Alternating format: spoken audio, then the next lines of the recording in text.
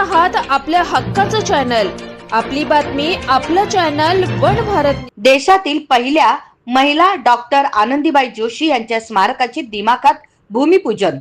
माजी आमदार नरेंद्र पवार यांचा पाठपुरावा आणि उपमुख्यमंत्री एकनाथ शिंदे यांनी उपलब्ध करून दिला निधी। कल्याणकरांसाठी शनिवारचा दिवस अतिशय अभिमानास्पद आणि सुवर्ण अक्षरांनी नोंद करण्यायोग्य ठरला। निमित्त होते ते म्हणजे देशातील पहिल्या महिला डॉक्टर आनंदीबाई गोपाळ जोशी यांच्या स्मारक भूमिपूजनाचे। या स्मारकासाठी राज्याचे उपमुख्यमंत्री एकनाथ शिंदे यांनी निधी उपलब्ध करून देत आपला शब्द पाळल्याने भाजप नेते आणि माजी आमदार नरेंद्र पवार यांच्या पाठपुराव्याला यश मिळाले।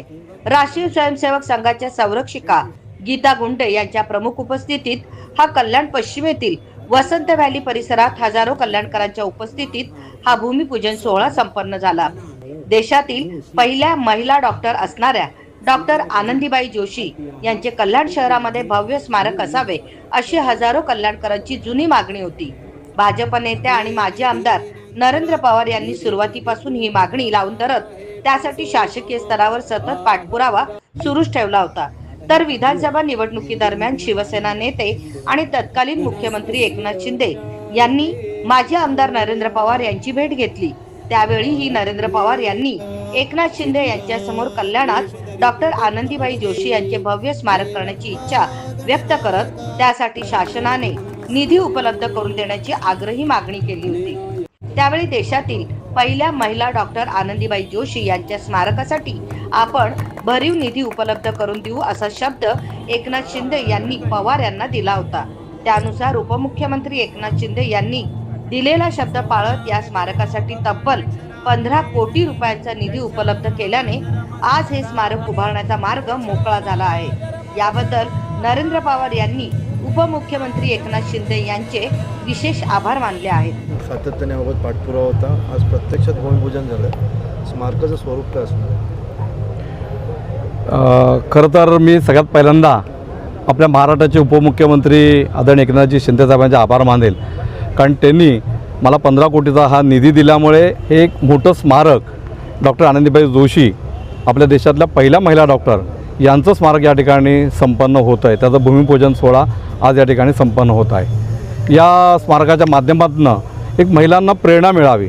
ज्या प्रतिकूल परिस्थितीमधून डॉक्टर आनंदीबाई जोशींनी शिक्षण घेतलं, परदेशामध्ये जाऊन त्या डॉक्टर झाल्या आणि महिलांविषयी त्यांची असलेली एक जागरूकता जी होती तीच प्रेरणा या कल्याणच्या माध्यमातून पूर्ण देशभरामध्ये जावी अशा प्रकारचं एक प्रेरणास्थान, एक मोठं सेंटर हे या ठिकाणी व्हावं अशा प्रकारची इच्छा आदरणीय गीताताई गुंडे आणि वनवासी कल्याण आश्रमाचे राष्ट्रीय संघटनमंत्री सदाशिवराव देवधर यांच्या संकल्पनेतली हे प्रोजेक्ट या ठिकाणचं हे आहे आणि त्याच्याकरता निधी आज आदरणीय एकनाथजी शिंदे साहेबांनी मला दिला, तर मनापासून मी त्यांच्या या ठिकाणी पहिल्यांदा आभार मानतो। स्मारक जे आहे ते किती मोठं असणार आहे, कशा प्रकारे असणार आहे, म्हणजे वेगळं त्याच्यामध्ये काय नेमकं असणार आहे त्याची त्याच्यामध्ये प्रामुख्याने यामध्ये डॉक्टर आनंदीबाई जोशी यांच्यावरती माहिती असलेली एक म्युरल्स या ठिकाणी असणार आहेत की जे म्युरल्स बघून त्यांचा इतिहास कळेल, त्यातनं प्रेरणा मिळेल अशा प्रकारचं एक मोठं म्युरल्स या ठिकाणी डॉक्टर आनंदीबाई जोशींच्या जीवनावरचं असणार आहे। दुसरं एक ऑडिटोरियम असणार आहे की ज्या ऑडिटोरियममधून महिलांना प्रोत्साहन मिळेल, महिलांना मोटिवेशन मिळेल, त्यांचं ट्रेनिंग या ठिकाणी केलं जाईल अशा प्रकारचा हेतू या ऑडिटोरियमचा प्रामुख्याने आहे।